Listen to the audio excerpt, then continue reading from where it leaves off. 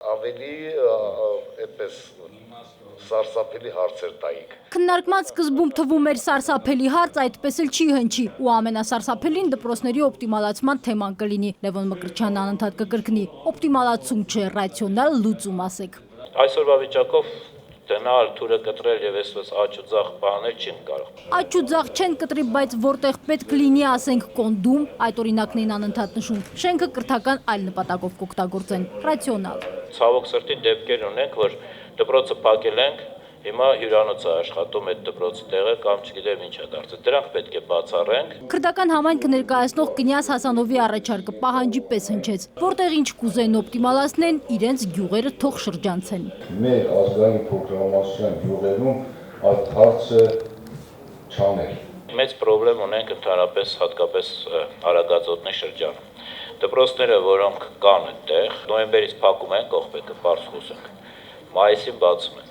Հիմա մենք պետք է մի քիչ ուշադրություն դարձնենք, որ այո, մնան այդ փոքր դպրոցները։ Նաիրա Զոհրաբյանն իր հարցերում սարսափելի չափաբաժինը քիչ-քիչ ավելացրեց, ավագ դպրոցներից սկսեց։ Կամ այդ դպրոցները չպիտի լինեն, կամ այդ դպրոցները պիտի հեղափոխականորեն փոխվեն, պարոն նախարար։ Դատելով Լևոն Մկրտչյանի պատասխանից հարցը իր սրտով էր, անկեղծացավ։ Երբ նոր էր նշանակվել, կարծում էր ավագ դպրոցների նախարարն է։ Մենք ավագ դպրոցներում արդեն ասի մեծ խնդրեմ ունենք շենքային պայմաններ նախ եւ առաջ, հոսքային ուսուցման կազմակերպում, դրա համար այդ հարուրներ պետք է մի քիչ կրճատենք։ Պատասխանից գոհ Զոհրաբյանը ավագ դպրոցից բու հասավ ու այնտեղ կատարվողը Դիդավշինը անվանեց։ Մարդ կա 50 գործ ունի, բայց թոշակի գնալու միտք չունի։ Կամ 10 տեղ համատեղում են։ Նախարարը չարարկեց, մի քանի խնդիր էլ նա նշեց։ Բուհեր կան 1000 ուսանողին մեկ պրոռեկտոր է բաժին ընկնում։ Չի կարող էլի 4000 ուսանող ունեցող բուհը 5 հատ պրոռեկտոր ունենա։ Չես հասկանում, որ պրոռեկտորը ինչի համար է պատասխանատու, ինչով է զբաղվում։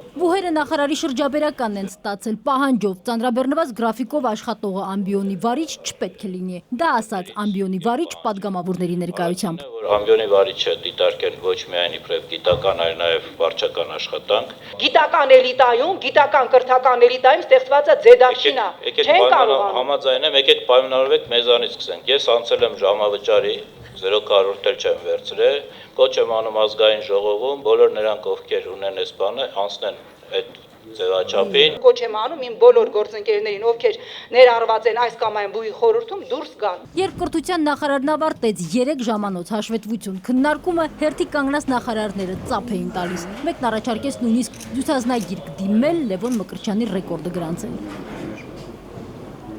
Կալկուտից տուժած համայնքներին փոխհատուցելու որոշում դեռ չկա։ Բանկերի հետ են բանակցում, որ գյուղվարկերի մայր գումարի վճարումը հետաձգեն։ Ինչ վերաբերվում էր հողի, հարկի կամ ջրի վարձի հետ կապված, դա պետք է ամփոփվի ընդհանուր առմամբ հանրապետությունը որոշում կայացվի, որտեղ դա չի կարող մեկ մարզի համար լինի, մյուսի չէ։ Անցած տարի ինչ ծավալի ադրբեջանական մթերք են ներմուծվել, գյուղնախարարը տեղեկություն չունի։ Դա էլ քննարկման առիթ դարձավ։ Հայաստանի Հանրապետությունը պետք է ունենա իր քաղաքականությունը, թե որ երկրից մենք իրավունք ունենք ներմուծելու, որ երկրից չենք ներմուծում։ Կարող ենք փաստորեն ֆիքսել, որ մենք բարբերաբար օգտվում ենք ադրբեջանական ցակման գյուղատնտեսական մթերքից։ Ես դա ասեցի ձեր պատասխանի մեջ։ Բոլոր դեպքերում ըստ մամուլի այդտենց է ստացվում։